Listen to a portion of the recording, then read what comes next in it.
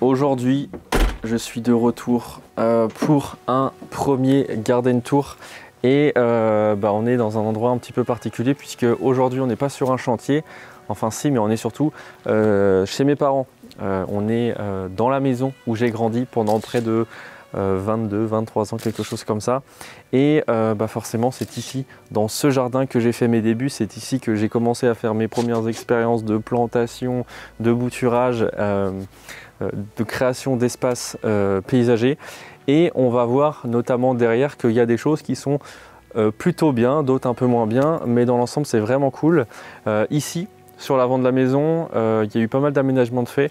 C'est pas l'endroit dont je suis le plus fier simplement puisque c'est clairement l'endroit où j'ai voulu suivre la mode, à mettre du gris anthracite partout, chose que je déteste maintenant. J'ai un projet de refaire avec peut-être des Visual Studio Atmos pour qu'on puisse visualiser quelque chose de sympa sur l'avant de la maison qui soit surtout en harmonie avec l'arrière, mais ça, on verra ça juste après.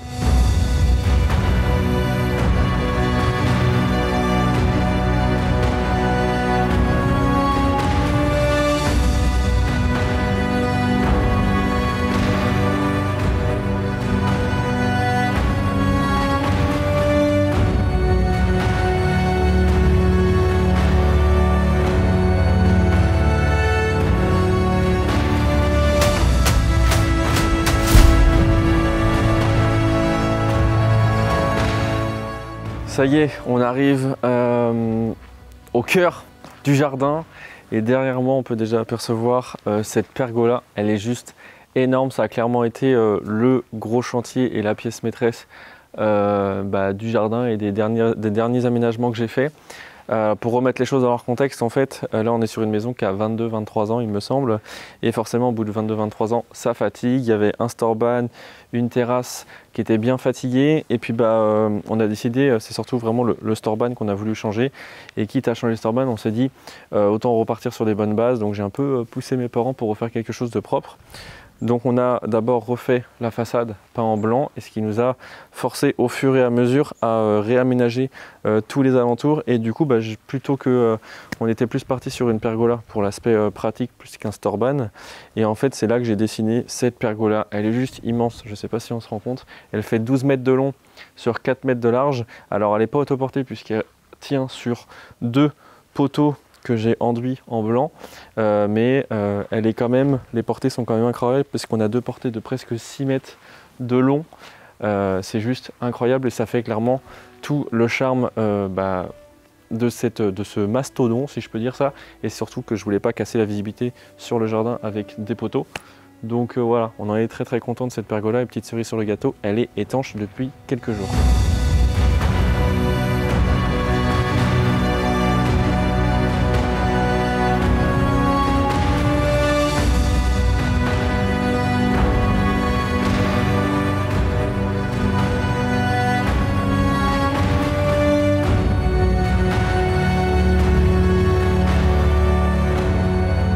Donc sur le projet, on a aussi ajouté, ça c'était pas du tout prévu, mais ma mère en voyant les vidéos de Villa Olea, elle a voulu avoir aussi de la pierre dans le jardin et plutôt pour le coup d'en mettre sur les façades. J'ai décidé en fait de construire un mur, donc j'ai reconstruit un mur. Celui-ci il n'est pas porteur, c'est-à-dire que la pergola ne tient pas dessus, mais il a l'avantage de casser le vis-à-vis sur le voisin, puisque derrière il y a la haie, c'est pas forcément très esthétique et ça intimise un petit peu l'espace repas. Donc on a construit ce mur et par-dessus je suis simplement venu avec Pépite poser des pierres de Parement, donc c'est de la pierre de Provence. On s'est amusé clairement à poser ces pierres-là, mais ça fait clairement toute la différence. Et devant, on est venu faire une petite jardinière. Je voulais pas quelque chose de plein pied. Et du coup, on a construit une petite jardinière en bois. Donc on est sur du Kumaru. Et puis on est venu planter des petits Raphis Excelsa qui vont grandir. Il faudra les dégager au fur et à mesure pour que ça reste assez léger et qu'on continue de voir le mur de pierre derrière. Mais ça met clairement tout en valeur.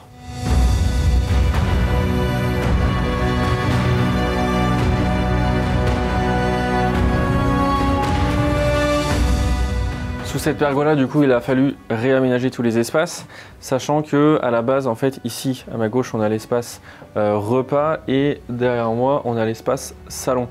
À la base, l'espace repas, il a fallu changer les habitudes puisque pendant 20 ans, on a mangé ici, c'est-à-dire devant les baies vitrées. Et c'est vrai que moi, je préfère mettre les espaces repas avec table haute et chaise haute. Éviter de les mettre devant les baies vitrées simplement parce que je trouve que de l'intérieur, ça casse la vue. Surtout qu'ici, de l'intérieur, on a vraiment une belle perspective sur le jardin. Donc le fait d'avoir l'espace repas ici, c'était pas forcément idéal. Donc voilà, il a fallu juste se réadapter les nouveaux espaces et on est venu en fait créer ce petit espace salon qui est ma foi bien sympathique et qui ouvre vraiment, sans casser les espaces de passage, qui ouvre vraiment sur le jardin et sur les espaces piscine.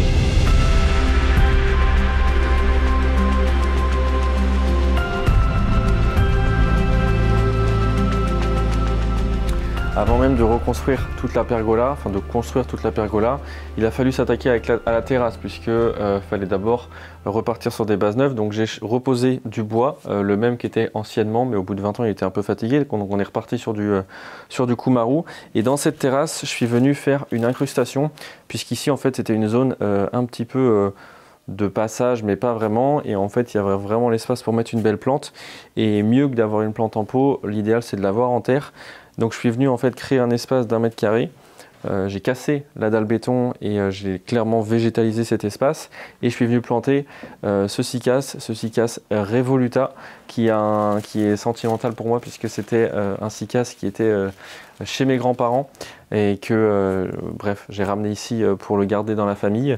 Donc il est très sentimental pour moi et il se peut qu'il va très bien se plaire ici puisque désormais il a une pergola au-dessus de lui pour le protéger des intempéries et de l'humidité, tout ce qu'il faut pour son développement.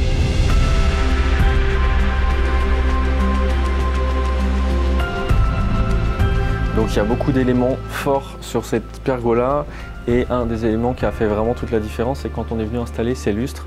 Donc j'ai longtemps hésité puisque ma mère voulait des lustres plus en rotin, en matériaux naturels, sauf qu'on reste sur l'extérieur et j'avais peur que ça moisisse, que ça pourrisse. Je voulais vraiment partir sur quelque chose de plus costaud et on est venu installer, enfin je suis venu installer 9 lustres au total de tailles différentes sur l'espace salon. Donc là, on a vraiment quelque chose qui tombe sur la petite table du salon et qui est incroyable. Clairement, ça fait une œuvre d'art. Donc c'est plein de petits lustres de tailles différentes que je suis venu fixer sur les lithos et dissimuler les câbles pour que vraiment on ait un aspect bien fini. Et sur l'espace repas derrière moi, on a 3 gros lustres qui pour le coup j'ai aligné puisque c'était plus structuré par rapport à la longueur de la table qui est rectangulaire et puis c'était dans l'alignement du mur. Donc voilà, 2 espaces bien différents mais on est resté avec les mêmes lustres et le soir c'est magnifique.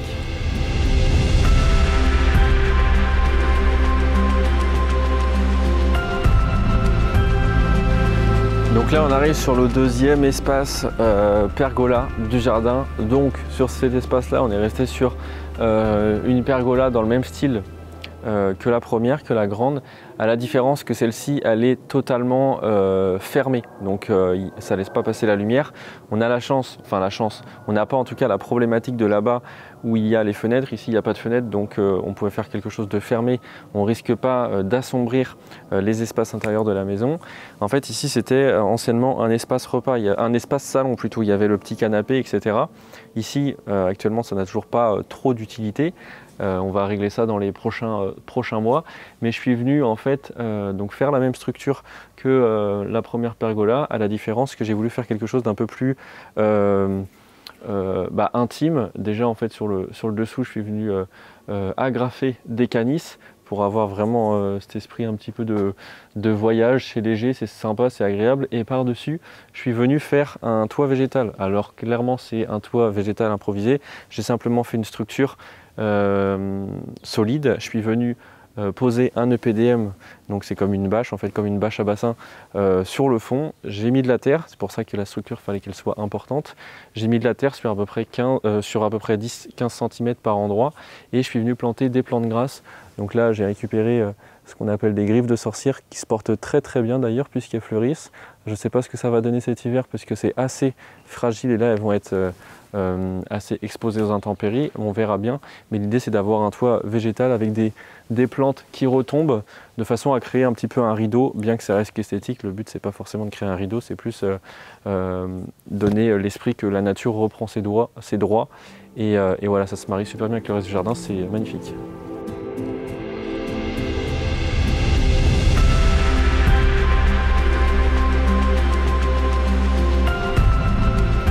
Sinon, hormis les 2 pergolas qu'on est venu construire sur les dernières années, il n'y a pas eu énormément de changements sur le jardin, hormis que ça a extrêmement bien poussé. Je pèse mes mots, à l'image de ces bananiers qui sont juste énormissimes. Certaines feuilles font, je crois, bien presque 3 mètres de haut.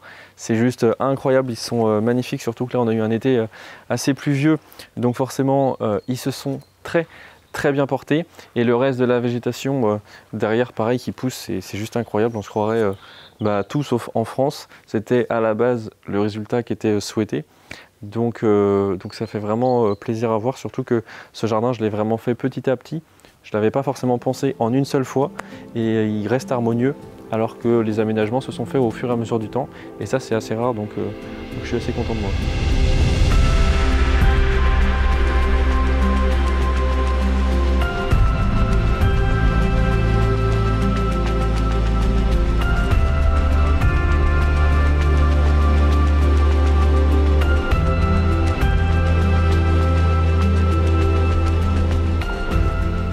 Avant de passer à la dernière zone du jardin qui se trouve derrière moi, je vais parler du gazon puisque comme on peut le voir il est parfait et je m'attends à recevoir beaucoup de questions comme depuis 2 ans à chaque fois que je le montre. Ici j'ai fait le choix, et avec mes parents bien entendu, de partir sur du gazon synthétique. Alors forcément c'est pas quelque chose en tant que paysagiste que je peux recommander puisque du naturel peut paraître mieux, c'est surtout que j'évite un maximum de mettre du plastique dans mes jardins, mais pour le coup il s'avère que c'était vraiment pour moi la meilleure solution ici puisque on est sur une terre extrêmement caillouteuse, extrêmement sèche. J'ai jamais réussi à avoir un gazon propre. L'été c'est clairement du foin, c'est poussiéreux et c'était vraiment, on n'avait pas de solution. J'ai opté pour mettre du gazon synthétique. C'est une bonne qualité de gazon en termes de durée dans le temps et surtout d'esthétique puisque je voulais pas quelque chose qui dénote avec tout le reste du jardin. Et j'en suis vraiment content, mes parents aussi en sont vraiment contents 2 ans après puisque d'une, c'est beaucoup plus propre constamment tout au long de l'année et on a quand même suffisamment de nature autour. Et j'ai pu remarquer aussi que depuis que j'ai posé ce gazon synthétique sur le jardin et aussi sur l'avant, toutes les plantes ont décuplé en volume, elles ont poussé vraiment 2, 3, 4 fois plus vite, et en fait j'en ai conclu simplement que le gazon synthétique permettait de rendre un petit peu plus étanche et d'éviter que le sol se dessèche, et ce qui fait qu'en plein été des fois en dessous c'est humide, ça garde l'humidité et les plantes elles kiffent, elles adorent ça, notamment toutes les plantes exotiques de ce jardin, et c'est pour ça qu'en 2 ans elles ont poussé beaucoup plus que sur les 3, 4, 5, 10 dernières années.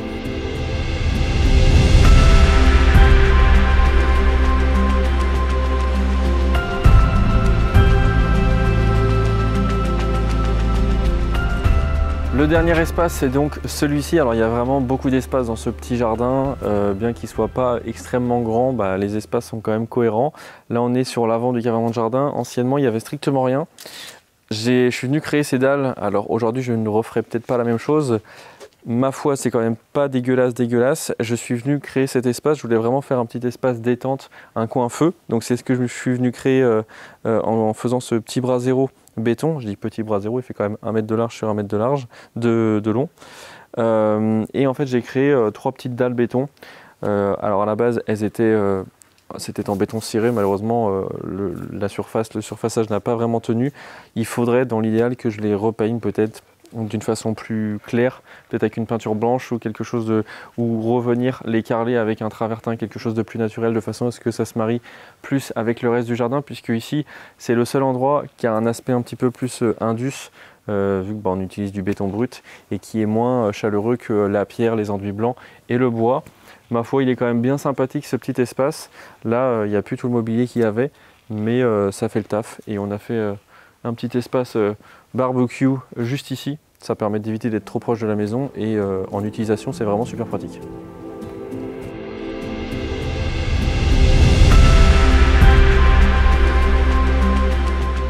Là, on a fait le tour du jardin. Maintenant, il va y avoir deux défis à relever en quelque sorte, ou plutôt deux gros chantiers qui restent encore à faire avant de vraiment avoir quelque chose d'harmonieux. La première chose, c'est que forcément, comme on est venu refaire l'arrière et qu'on a repeint les façades en blanc, il va falloir harmoniser l'avant. Donc ça va être toute une histoire. On va essayer de faire quelque chose d'assez sobre, d'assez facile. Le deuxième gros chantier, et celui-ci va être un petit peu plus difficile à organiser, bien que ça reste très simple, ça va être cette haie. En fait, cette haie, c'est la dernière qui reste depuis le début de la construction de la maison. Elle est vraiment sur sa fin de vie. Ici, ça va encore, mais là-bas, elle commence à mourir. Les pieds commencent à mourir les uns après les autres. Donc, on voudrait faire quelque chose de beaucoup plus simple, toujours dans l'objectif d'essayer de réduire un maximum l'entretien. Donc, le projet, c'est peut-être d'arracher toute la haie. Ça va nous faire gagner presque 1,50 m puisqu'elle fait 1,50 m de large. Elle est très très large. Donc on va gagner vraiment de l'espace de jardin. Au plus simple, ce que je voudrais faire, c'est faire un mur d'1,80 m avec une finition enduit, comme j'ai fait, des enduits talochés comme j'ai pu faire sur les poteaux, pour garder ce style un petit peu naturel, et de venir en fait planter sur ce 1,50 m de distance, exactement dans le même principe que j'ai pu faire autour de ce palmier, c'est-à-dire planter des agapantes, donc des plantes basses, et de temps en temps, je pense planter des Camerops humilis, les mêmes qu'il y a au milieu de la pelouse, de façon à ressortir quelques pièces. Ça aura juste pour but esthétique et non de se cacher du vis-à-vis, puisque de se cacher du vis-à-vis, ça sera le rôle du mur. Bien que ça reste du béton, c'est la seule solution qui est durable dans le temps, et au moins on est tranquille, et je viendrai végétaliser sur l'avant.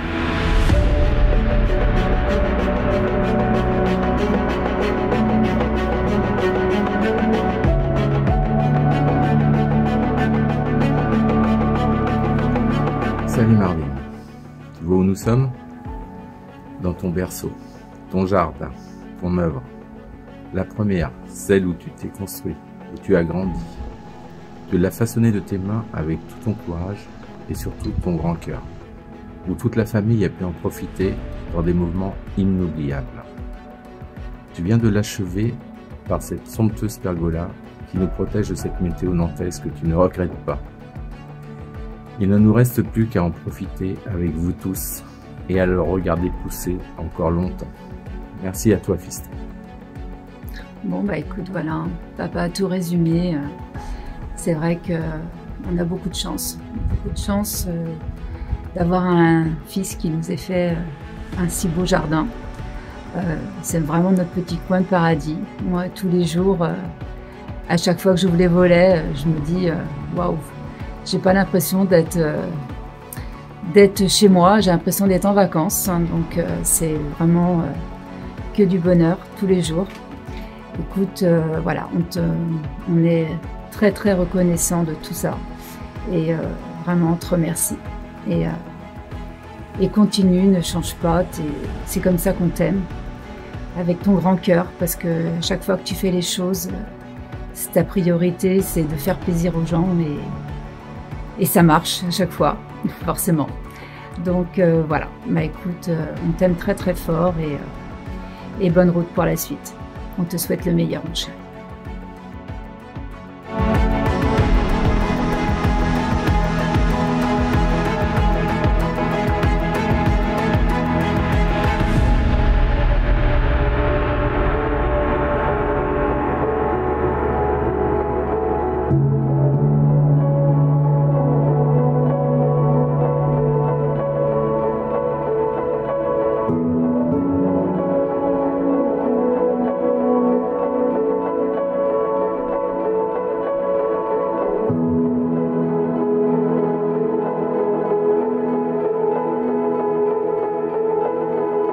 Thank you.